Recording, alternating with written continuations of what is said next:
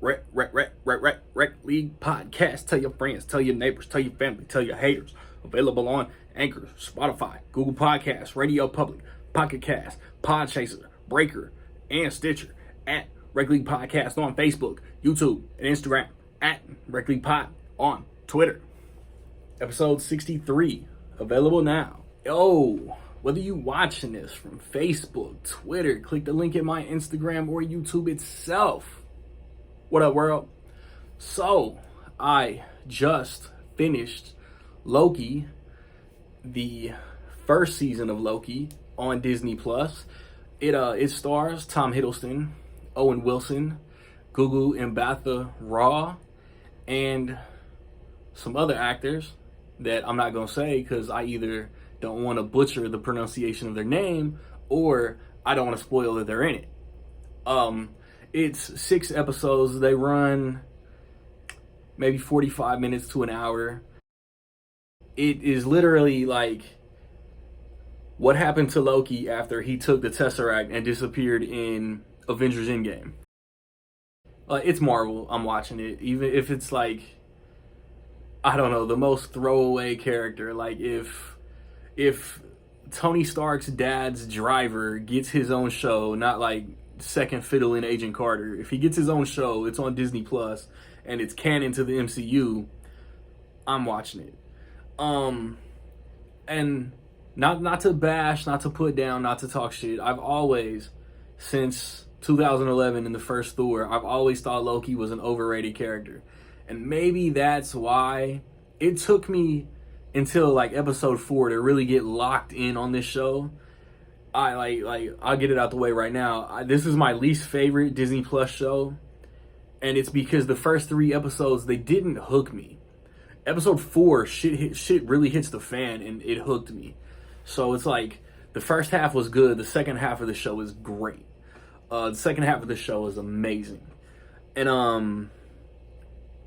don't want to say too much without spoiling it, man. It's like he takes the Tesseract and he gets basically gunned down, and then he ends up in the TVA, the Time Variance Authority. And this is another shield or another what's the agency from WandaVision? Sword, I don't know. But they keep the timeline in check. And so Loki, like, escaping with the Tesseract, like, wasn't meant to happen, you know, like Iron Man says in Endgame, like, yeah, we messed up. So he ends up with Owen Wilson, and Owen Wilson ends up telling him, like, hey, a different version of you is, like, out wrecking havoc on the timeline. And he's helping Owen Wilson pursue that other Loki. And things happen, turns happen, twists happen, unexpected occurrences happen, and if you haven't seen the show, if you're hesitant to get into the show, if you're an MCU fan, like, you have to watch the show. If you're a casual Marvel fan, you watch the movies, you don't care about the shows, it's to the point. You have to watch these shows to understand the movies.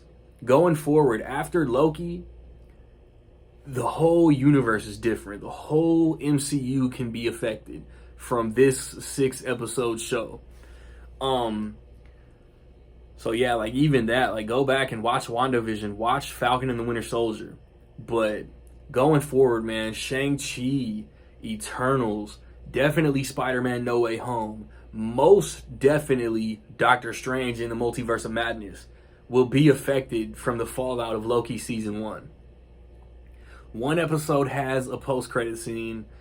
There are so many cool, visual eye candy in this show, man.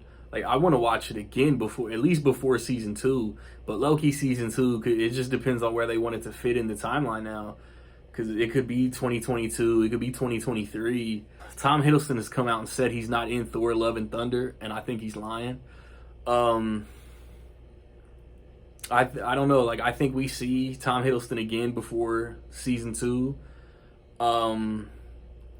Like they're like, man, this might just end up being a short review because I don't want to give anything away. Like there's so much cool like I stumble across rumors and I stumble across like, hey, this is gonna happen in this. So like I kind of have like, okay, like this is this character, this is this character, and then sometimes that ends up wrong and it just improves my viewing experience. But it's like Loki evolved more as a character in these 6 episodes than he did in any Thor movie, in the original Avengers, in the little bit he was in Avengers Infinity War.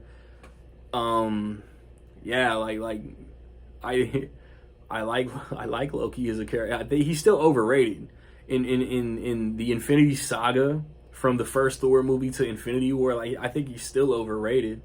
I think the only reason he lasted this long in this universe is because social media and fans like wanted him back. That's why they shoehorned him into Thor: The Dark World. But his popularity from the original Avengers and all of that. But like he has character development in this show. Like seeing Owen Wilson in the MCU was crazy in itself. But yeah, man, if you haven't watched this, watch it. Like I'm like hyping it up. But out of 3 shows, I still rank it third. Like I rank them in the order they came out. I know I gave WandaVision and Falcon and the Winter Soldier both 5s. I loved them both. I loved WandaVision a little more.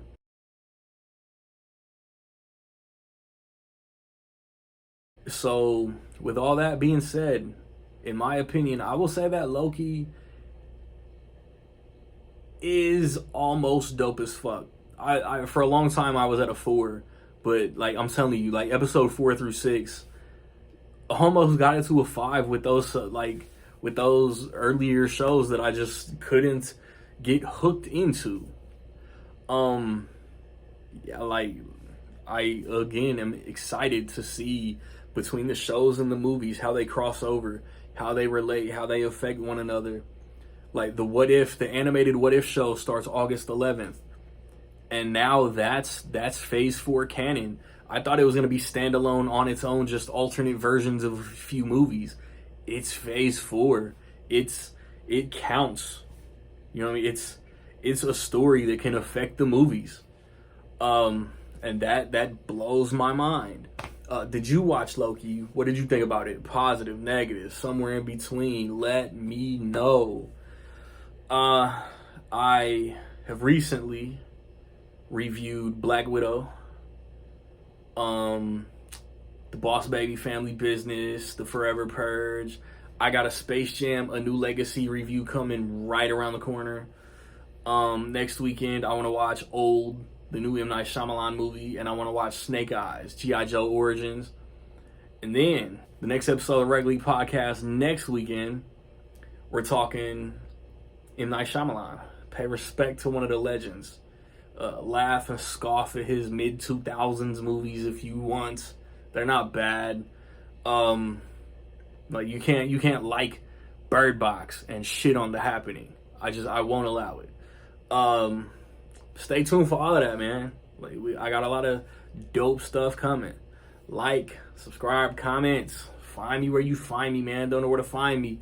Watch these credits. Peace.